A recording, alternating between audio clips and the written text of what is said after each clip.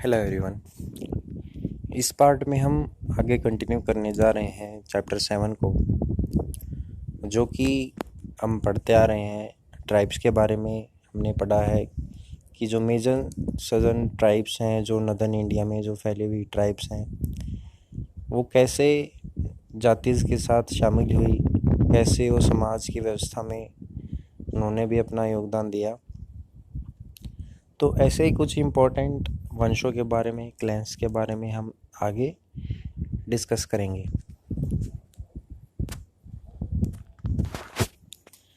तो देखिए, आगे हम पढ़ते हैं। हमने स्टार्टिंग में पढ़ा था कि ब्राह्मण्स ने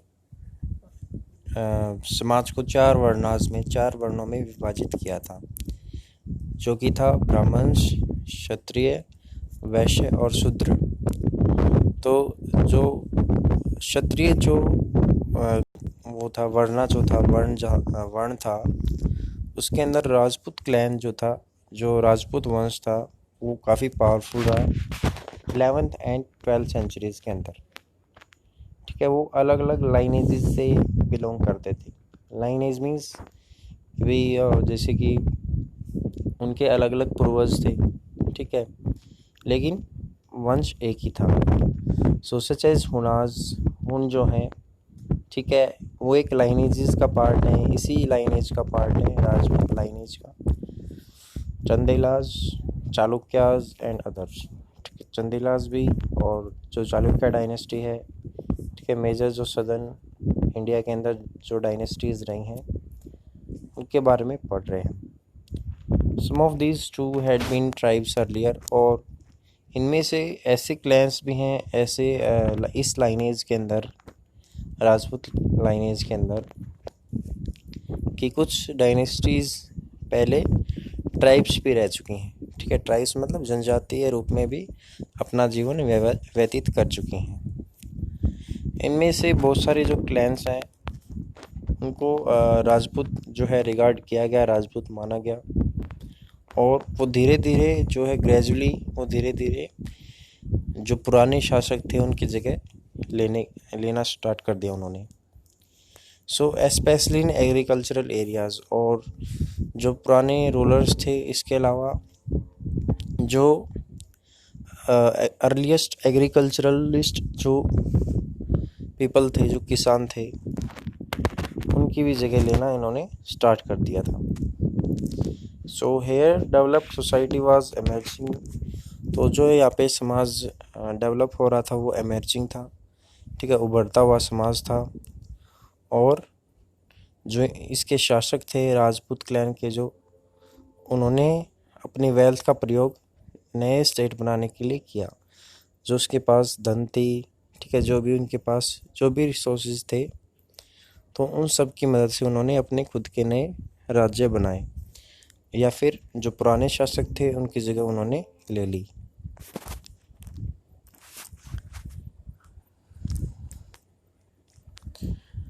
तो देखिए, इसमें आगे बताया गया है कि जैसे ही राजपूत क्लैंस का राइज हुआ, ठीक है, वो एक नए क्लैन के रूप में, एक नए वंश के रूप में उभर के आए।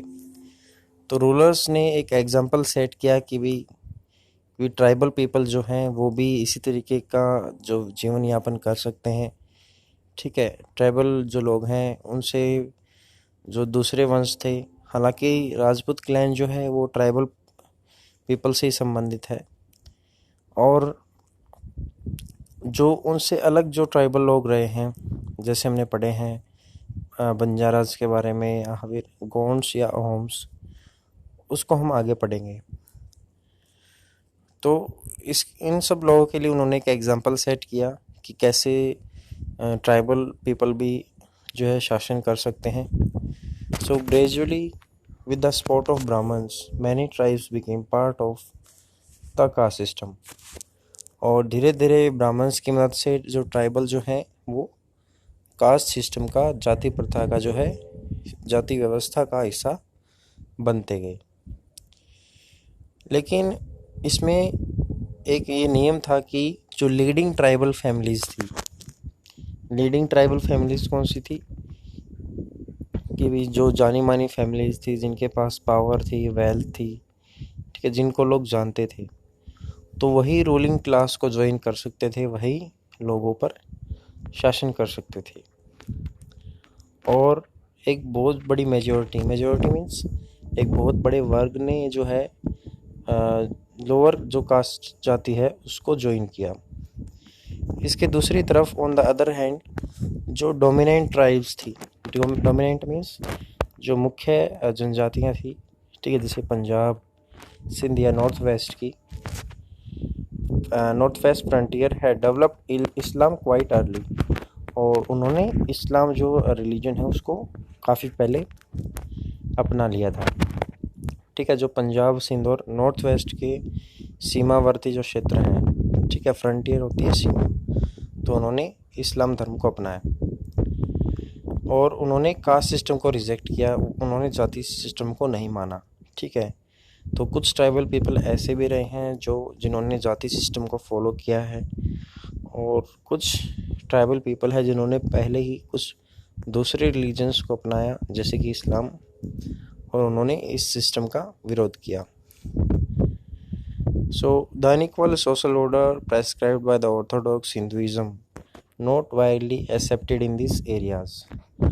और जो लोग जातिज की जो सोसाइटी थी, जो कास्ट सोसाइटी थी, जाति व्यवस्था में जो लोग हिस्सा लेते थे, उनके अलावा जो दूसरे लोग रह गए जिन्होंने इस व्यवस्था को नहीं अपनाया, तो उनका मानना ये था कि जो सोशल ऑर्डर है असमान, ठीक है, अनइक्वल जो सामाजिक व्यवस्था है वो उन्होंने कभी एक्सेप्ट नहीं किया, और वो हिंदू ऑर्थोडॉक्स मानते थे इसे। ठीक है, ऑर्थोडॉक्स का मतलब क्या होता है कि ये जो पुरानी परंपराएं होती हैं उनके आधार पर ही नियम बनाना, उसमें किसी भी तरह का बदलाव ना करना। ठीक है, परिवर्तन जो है उसमें कुछ भी नहीं करना, सिर्फ उसको बिना सोचे समझे मान लेना, तो दैट इज़ कॉल्ड ऑर्थोडॉक्स।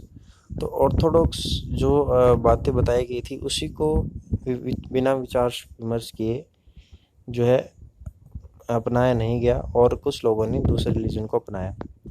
और किसी भी चीज़ को ऑर्थोडॉक्स होना भी नहीं चाहिए, क्योंकि जैसे हमने पढ़ा है सिविक्स की बुक्स के अंदर कि हमारा संविधान भी उसके अंदर अमेंडमेंट करने की, उसके अंदर संशोधन करने की इजाज़त देता है। तो चलिए इसको आगे पढ़ते हैं।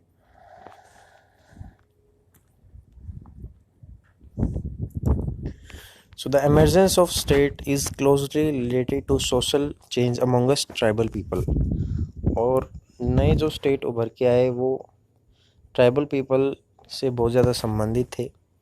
ठीक है, इसके हम मेनली 2 एग्जांपल्स पढ़ेंगे।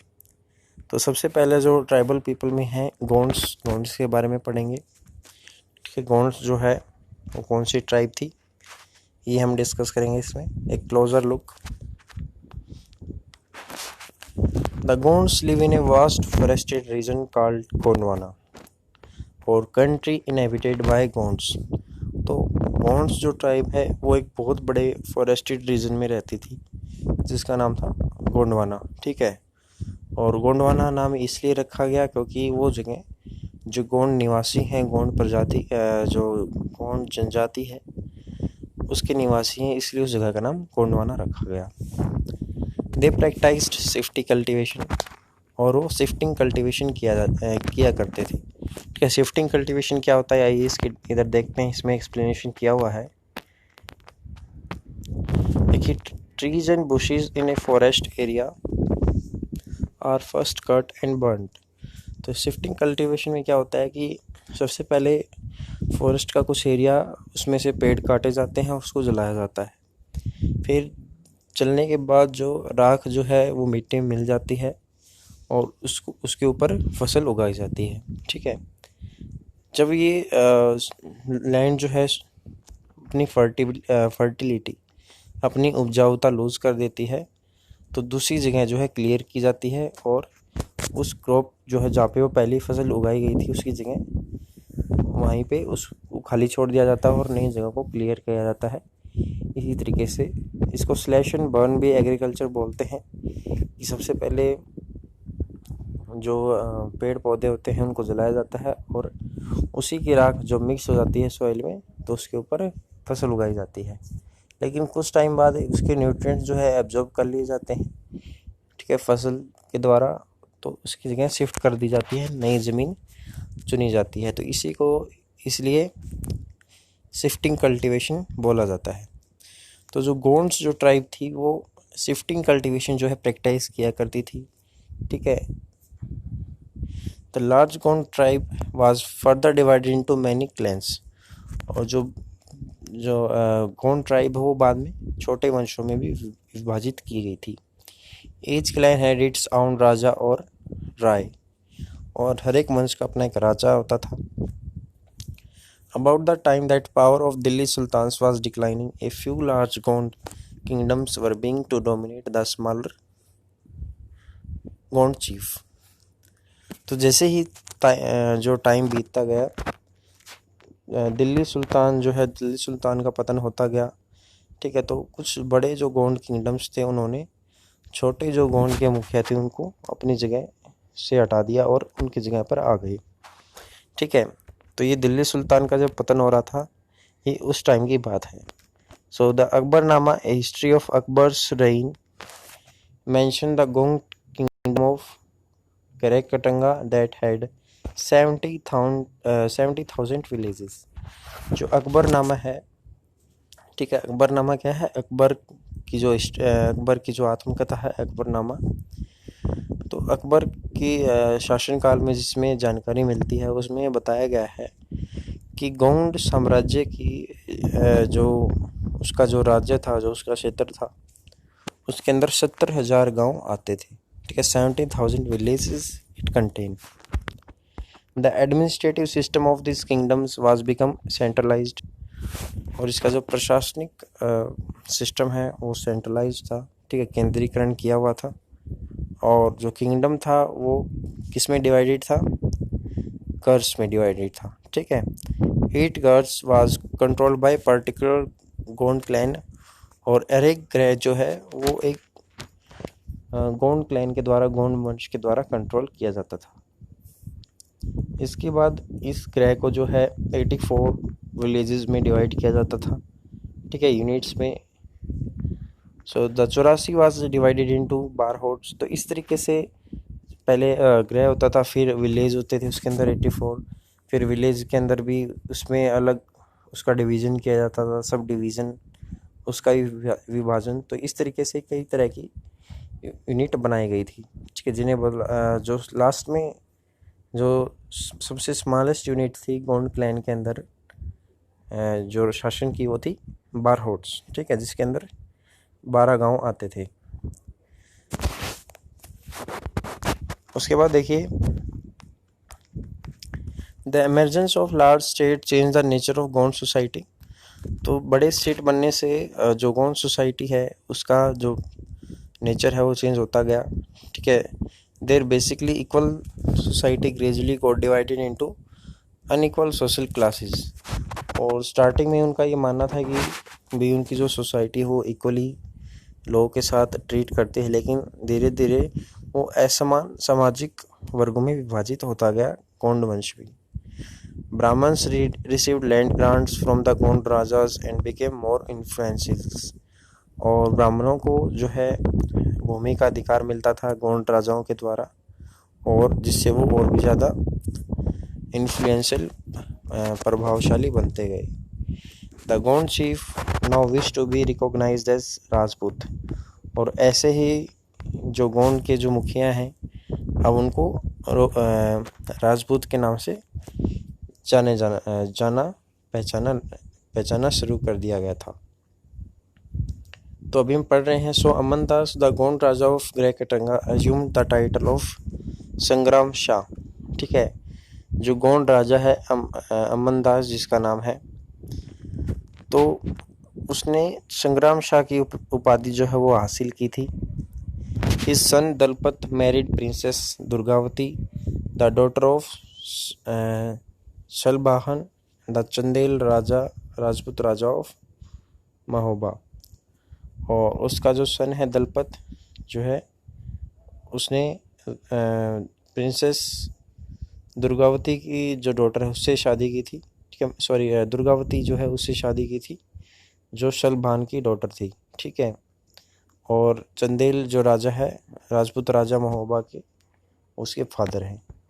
तो इसी तरीके से जो राजपूत वंश है वो और आगे बढ़ता गया, ठीक है। आगे देखिए। So Dalpat however died early. तो जो दलपत है उसकी बहुत जल्दी ही डेथ हो गई थी।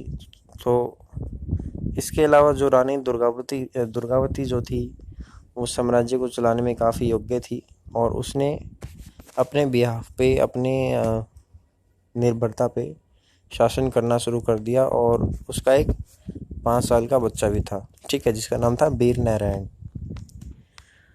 तो उसके शासन में जो है, दुर्गावती के शासन में जो साम्राज्य है वो और ज़्यादा एक्सटेंसिव हुआ, ठीक है, और ज़्यादा फैला। और 1665 में मुगल्स ने अटैक किया आशफ खान के नेतृत्व में, ठीक है, ग्रह कटंगा के ऊपर, जो गोंड का मुख्य केंद्र था। सो इसके खिलाफ, मुगल्स के खिलाफ जो है, दुर्गावती ने दृढ़ता से उसका सामना किया, एंड शी वाज डिफीटेड, और उसके बाद उसकी हार हुई, and prefer to die rather than surrender, और उसने समर्पण करने के बजाय उसने मरना बेहतर समझा। सो उसके बाद उसका जो बेटा है, ठीक है, उसकी भी डेथ हो गई, ठीक है, युद्ध में लड़ते लड़ते। So that was the story of Rajput that we have red.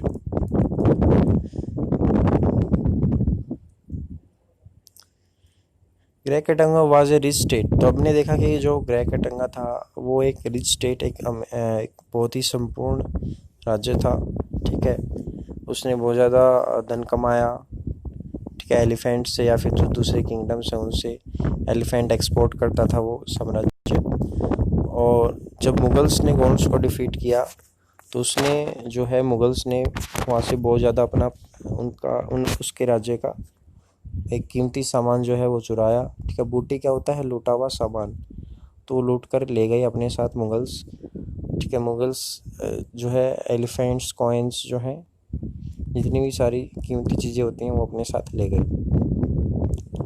इसके अलावा उनके साम्राज्य का जो हिस्सा है वो भी उन्होंने छीन लिया, ठीक है, एनेक्स कर लिया। और जो बाकी का जो हिस्सा है वो चंद्रशाह के लिए छोड़ दिया, जो वीर नारायण के चाचा थे, ठीक है। Despite the fall of Garha Katanga the Gond kingdom survived for some time. और ग्रह कटंगा के गिरने के बाद, मतलब उसका पतन होने के बाद, जो गोंड साम्राज्य है वो काफ़ी कम समय तक के लिए ही अपना अस्तित्व बना सका, और इसके बाद और ज़्यादा कमज़ोर होते गए। और जो उनके संघर्ष थे, ठीक है, बुंदेलाज और मराठास के जो संघर्ष थे वो भी उनके खिलाफ कम होते गए, और इससे जो उनका वंश है वो ख़त्म हो गया। तो ये हमने पढ़ा गोंड्स जो हैं, ठीक है, कैसे वो एक ट्राइब थी स्टार्टिंग में, और कैसे वो एक नए राज्य के रूप में उभर के आए। उसके बाद हमने देखा कि जो गोंड है वो एज ए राजपूत के रूप में रिकॉग्नाइज किए जाने लगे, लेकिन जब जब वो अपने साम्राज्य के बिल्कुल वेल्थ और पावर में, ठीक है, बिल्कुल चरम सीमा पे थे, तो उस टाइम पे उनके ऊपर अटैक किया गया मुग़लों के द्वारा। सो इसके बाद हम पढ़ेंगे जो नेक्स्ट हमारा पॉपुलर ट्राइब जो है, अहोम्स कौन है, ठीक है। इसको हम नेक्स्ट वीडियो में स्टार्ट करेंगे। तब तक के लिए इतना ही। Thank you.